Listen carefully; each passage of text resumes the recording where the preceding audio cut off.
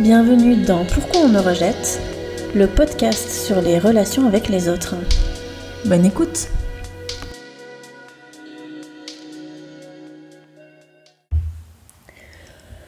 Hier, pour la première fois depuis que je suis arrivée en Géorgie, je suis sortie. Je suis sortie pour aller visiter quelque chose. Il faut savoir que ça fait maintenant... Nous sommes le 17. Ça fait maintenant 17 jours que je suis arrivée en Géorgie. C'est la première fois que je sors délibérément, loin et seule de la maison où j'habite en ce moment. Et pourquoi j'ai attendu si longtemps? Et pourquoi j'en avais vraiment besoin? J'ai attendu si longtemps parce que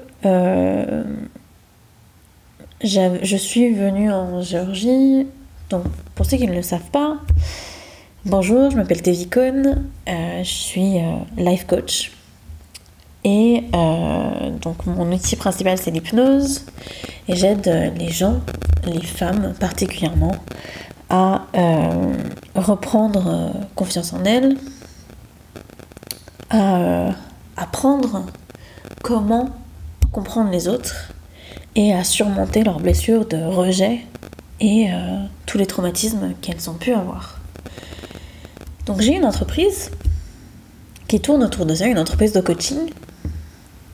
Et si je suis venue en Géorgie, c'est parce que mes business coachs, parce que les coachs se font coacher, mes business coachs sont en Géorgie et ont créé une espèce de pépinière d'entreprise, une maison dans laquelle on va pour se faire coacher et pour aller de l'avant et faire grandir notre entreprise. Et voilà, donc si je suis pas sortie pendant 17 jours, maintenant, enfin un peu moins puisque je suis sortie hier, pendant 15 jours disons, c'est parce que je voulais absolument faire grandir mon entreprise. Il y a quelque chose à savoir sur moi, c'est que j'ai beau inspirer le calme, la confiance, la sérénité, la concentration, la plénitude, excusez-moi, je suis quelqu'un d'extrêmement anxieux. Et je suis pas juste un petit peu anxieuse, des fois il y a le stress, non, je suis quelqu'un de très, très anxieux.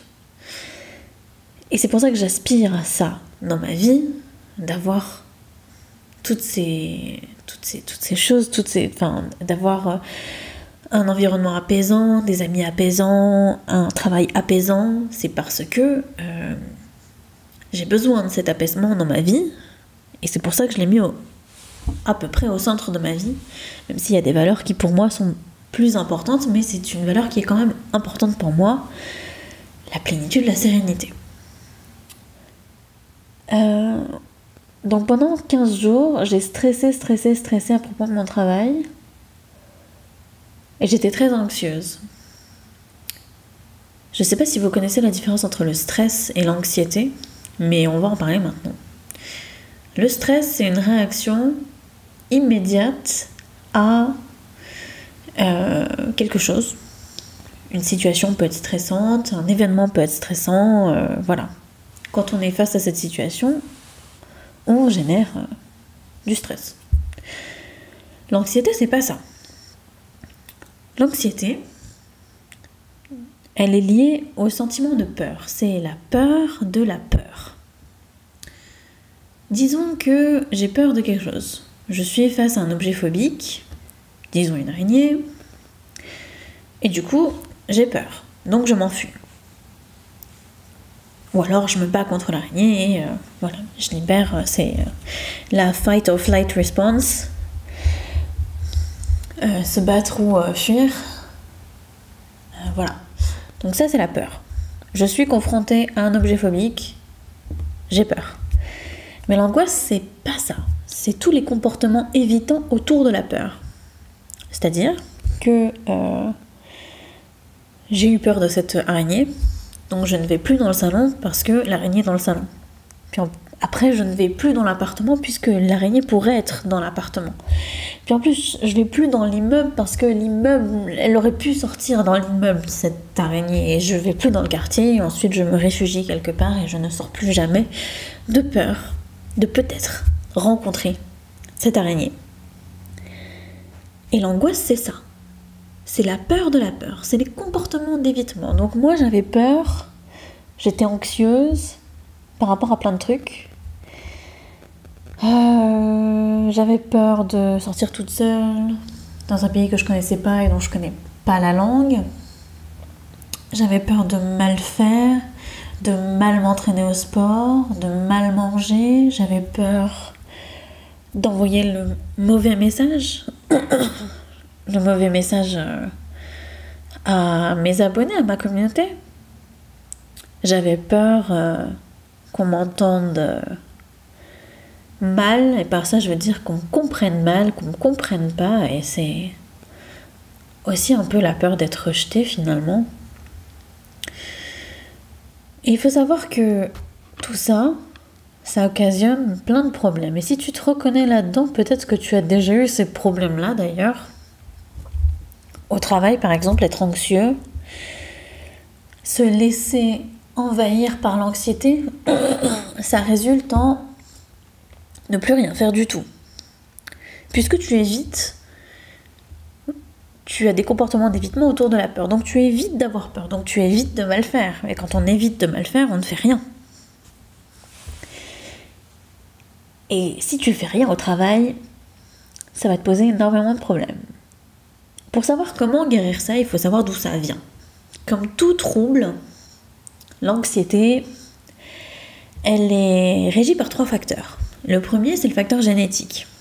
Alors si on prend mon cas, moi, j'ai un père qui a vécu un génocide et qui est en état de stress post-traumatique, et une mère qui est née de père inconnu, qui a été abandonnée dans son enfance, dans une famille maltraitante qui la faisait vivre dans une caravane au fond de son jardin. J'ai un frère qui a tenté de me violer quand j'avais 9 ans. Donc disons que je n'ai pas un background familial extrêmement sain, disons. Je suis un peu vulnérable à l'anxiété. Et par un peu, je veux dire énormément. Donc au niveau génétique, je suis plutôt vulnérable. Mais le cerveau est plastique. Qu'est-ce que ça veut dire ? Ça veut dire que le cerveau change et est adaptable et qu'il peut changer, il peut se changer lui-même. D'ailleurs, il y a une branche de la science qui s'appelle l'épigénétique et qui postule que après un trauma, on peut changer jusqu'à la structure de notre ADN. Et c'est pour ça que les traumas se transmettent de génération en génération. Parce que une fois que tu as changé ta structure d'ADN, tu transmets une moitié de ton ADN à tes enfants et du coup, ils ont un peu de ce trauma en eux. Mais au contraire, quand tu n'as pas un trauma mais que tu décides de changer ça, tu peux aussi changer la structure de ton ADN et c'est ça qui est absolument génial. C'est que si tu postules de quelque chose, son contraire peut être vrai. Donc, tu peux aussi penser à ça. Donc la génétique, voilà, sorted, premier facteur, on est dedans. Le deuxième facteur, c'est l'environnement. Par exemple, si tu vis dans la pauvreté, si tu vis dans un milieu maltraitant, disons dans des milieux qui sont bercés par le terrorisme, dans un pays en guerre, ou simplement dans un pays où la maltraitance sur les enfants est monnaie courante, dans un environnement où la maltraitance sur les enfants est monnaie courante, tu as plus de chances d'être anxieux. En ce moment, je suis dans un environnement nouveau. Je ne fais pas ma cuisine moi-même. C'est quelqu'un d'autre qui l'a fait et ne la fait pas exactement comme je l'aimerais. ma salle de sport n'est pas faite pour une femme qui soulève des poids. C'est fait pour plein d'hommes qui soulèvent des poids, mais pas pour des femmes. On est en Géorgie, donc le statut de la femme n'est pas ouf. Donc ma nourriture, mon sport, ça ne va pas. Pour le business, je suis aussi obligée, il y a 2 heures de décalage en Géorgie, donc je suis obligée de gérer les problèmes des personnes qui me contactent avec 2 heures de décalage. J'essaie de mettre en place de nouvelles choses, et tout ça est nouveau, et tout ça est hors de ma zone de confort, donc tout ça est anxiogène pour moi, ayant déjà, comme je vous l'ai dit, un terrain anxiogène très fort. Et le dernier facteur, c'est le facteur comportemental. Quel est le comportement que j'ai appris face à l'anxiété, face à la génération d'anxiété? Est-ce que quand je suis face à un comportement, à un environnement nouveau, est-ce que je me dis « chouette, c'est l'aventure » ou est-ce que je me dis « oh non, comment est-ce que je vais gérer ça ?» Et ce qui est drôle avec ce facteur comportemental, c'est qu'il est directement lié à la génétique et à l'environnement. Je ne me comporterai pas comme ça, ou peut-être moins, si génétiquement j'étais pas très prédisposée à le faire, et si environnementalement parlant, j'étais pas poussée à le faire non plus. Mais le comportement, ça se change, et c'est ce qui se change le plus facilement. C'est-à-dire que j'ai vu des gens, j'ai d'ailleurs une cliente comme ça, qui est alcoolique depuis 15 ans, et qui en 5 séances d'hypnose a réduit de plus de moitié sa consommation d'alcool. J'ai vu un pote très proche de moi, et je pense qu'il m'écoute, je sais pas, même, je dirais 2 ou 3 séances d'hypnose, il est passé de malheureux, alcoolique, avec 0 sens dans sa vie, à la tête d'une entreprise qui marche très bien, qui boit plus de manière compulsive comme il le faisait auparavant, et il a même arrêté de fumer. Il y a des gens qui arrêtent de fumer du jour au lendemain, juste parce qu'ils savent qu'ils peuvent changer de comportement. Il y a des gens qui changent, parce que le cerveau est plastique, donc le comportement est forcément plastique aussi. Donc on peut changer très vite et très facilement le comportement, mais il faut avoir les bonnes clés pour ça. La génétique, elle peut se changer, mais au fil du temps. Et il faut aussi beaucoup de patience, et il faut aussi être conscient que si c'est plus difficile que chez les autres, pour toi, c'est que aussi ta génétique, ce comportement, ce terrain de vulnérabilité est plus présent chez toi peut-être que chez les autres. J'aimerais dire une dernière chose sur l'anxiété, et j'ai parlé brièvement de ce qui s'est passé avec mon frère auparavant dans ce podcast. Donc, quand j'ai eu 9 ans, mon frère a tenté de me violer. Voilà, ça c'est dit. J'en rigole maintenant, enfin j'en rigole. Je rigole pas du tout du fait que mon frère m'ait agressé, mais je peux me permettre de rire de ça parce que aujourd'hui ça ne me fait plus mal. Et ça aussi c'est parce que j'ai changé de comportement envers ça. Je parlais de la vulnérabilité et d'un terrain vulnérable par rapport à l'anxiété. Il y a autre chose que je dois dire à propos de ça, du fait que j'ai été agressée. Je suis au potentiel, surdouée. J'ai aussi des traits autistiques qui sont très prononcés. Je pense que si je passais une batterie de tests, on pourrait facilement me poser un diagnostic d'autisme, même si ça se voit pas du tout, mais on en parlera dans un autre podcast. Et le fait d'être handicapée, je fais les guillemets avec mes doigts, mais vous pouvez pas le voir.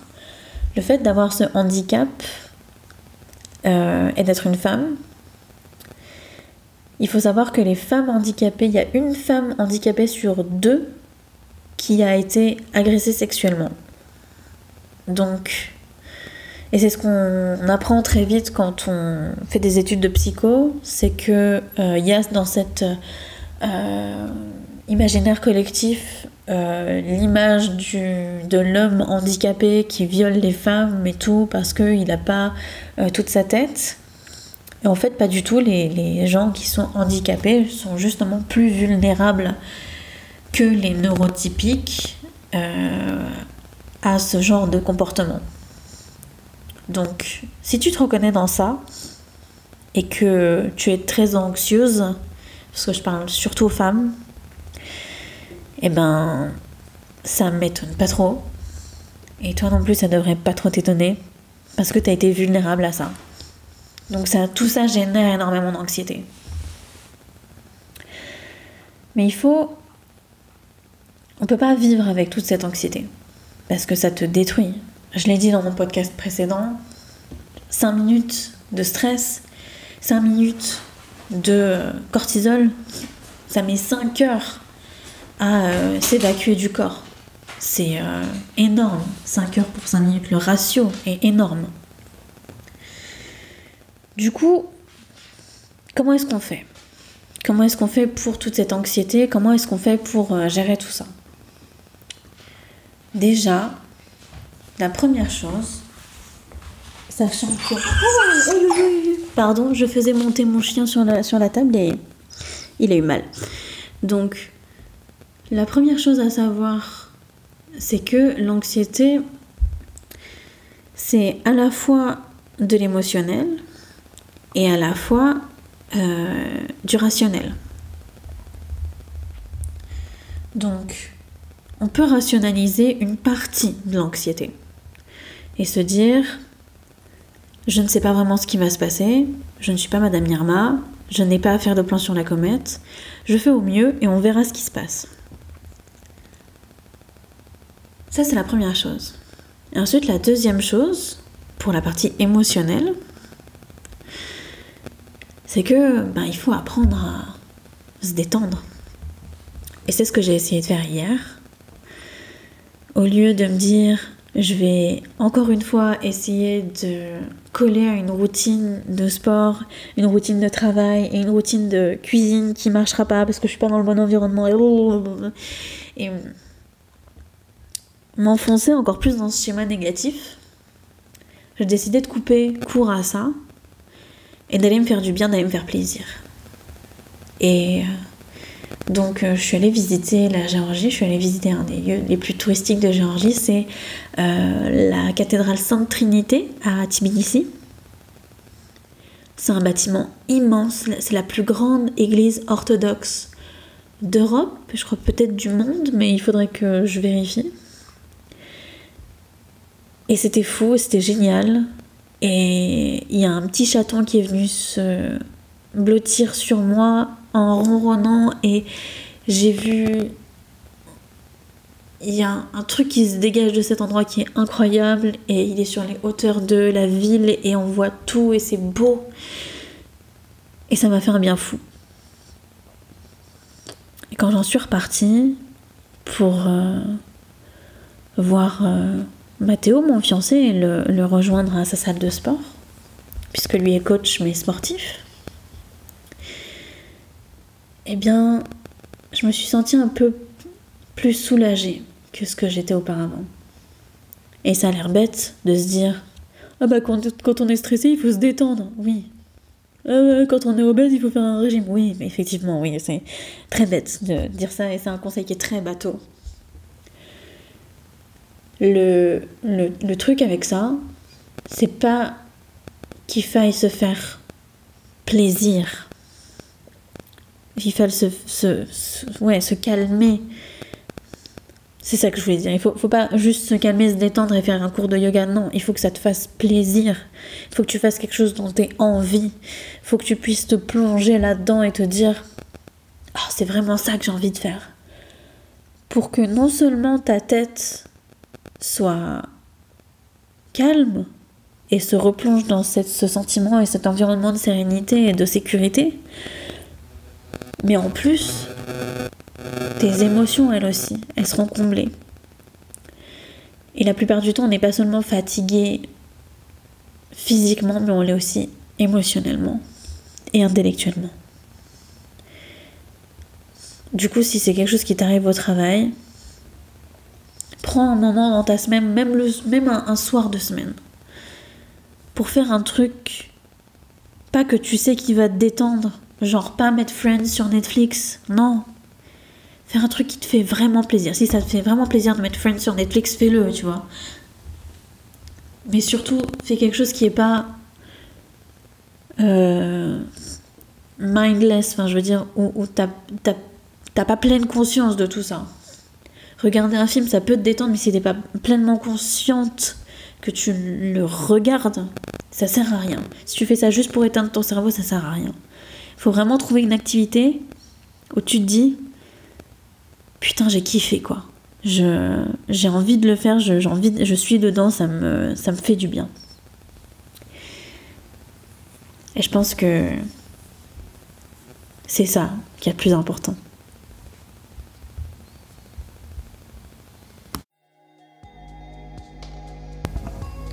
Si t'as du mal avec la réaction des autres dans ton travail ou que ça te pose problème dans ta vie professionnelle, c'est signe qu'il faut te faire aider. Si tu veux que ça soit moi qui t'aide, tu peux m'appeler via le lien Calendly dans la description. J'espère que ce podcast t'a plu et qu'on se reverra très bientôt. Allez, bisous!